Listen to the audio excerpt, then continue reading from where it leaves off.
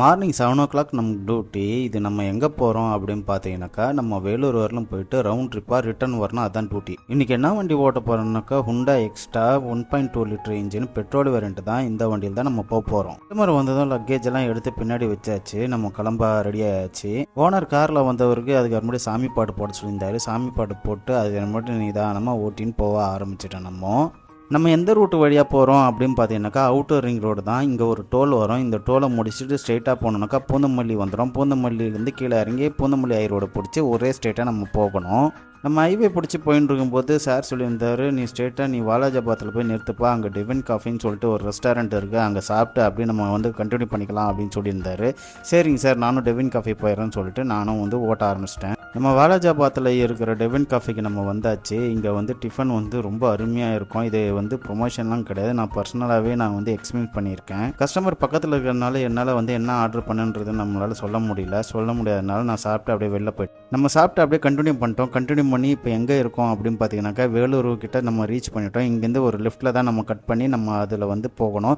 வேலூர்லேருந்து கிட்டத்தட்ட நமக்கு 8 கிலோமீட்டர் டிஃப்ரெண்ட்டில் போகணும். ஏன்னா குலதெய்வத்துக்கு பொங்க வைக்க போகிறாங்க.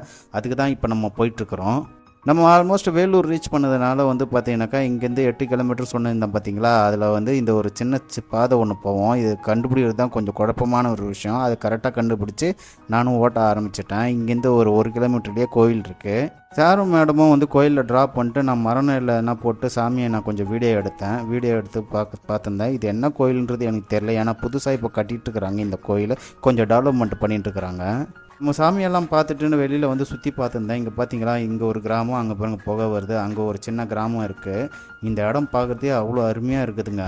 அங்கே சாமியெல்லாம் கும்பிட்டு வர்றதுக்கு கிட்டத்தட்ட ஒரு 3 மணி நேரம் ஆகிடுச்சு. 3 மணி நேரம் கழித்து அதுக்கப்புறமேட்டு அங்கேருந்து நம்ம ரிட்டர்ன் சென்னைக்கு கிளம்பின்னு இருக்கோம். இப்போது சென்னைக்கு ரிட்டர்ன் கிளம்பி போயின்னு இருக்கும்போது பார்த்தீங்கன்னாக்கா, லைட்டாக அங்கங்கே தூறல் இருந்தது. சென்னையில் மழை இருந்ததா இல்லையான்றது நீங்கள் சொல்லுங்கள். ஏன்னா லைட்டாக தூறல் இருந்துக்கிட்டே இருந்தது எங்களுக்கு.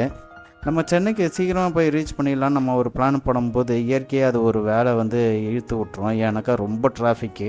இந்த டிராஃபிக்கில் கிட்டத்தட்ட 1.5 மணி நேரம் கழித்து தான் நான் அவுட்டர் ரிங் ரோடுக்கே நான் வந்தேன். ஏன்னா இந்த ஜங்ஷன்லலாம் பார்த்தீங்கன்னாக்கா ரோடெல்லாம் புதுசாக போட்டுருக்கிறதுனால நான் நம்மளால் இது பண்ண முடியல. இப்போ அவுட்டர் ரிங் ரோட்லேருந்து நம்ம கீழே இறங்கி நம்ம ஆவடிக்கு போக வேண்டியது தான். நம்ம சாரோட வீட்டுக்கே ரிட்டர்ன் நம்ம வந்தாச்சு. நம்மளால் இவ்வளோ தான் வீடியோ எடுக்க முடிஞ்சுது. அதுக்கப்புறம் கார் நிறுத்தும்போது நம்மளால் வீடியோ எடுக்க முடியல. எனக்கா மழை வர ஆரம்பிச்சிச்சு. சரி, நானும் காரெல்லாம் க்ளோஸ் பண்ணிவிட்டு அதுக்கப்புறமேட்டு அங்கேருந்து கிளம்பிட்டேன். அடுத்த டியூட்டியில் பார்க்கலாம். டாட்டா பாய்.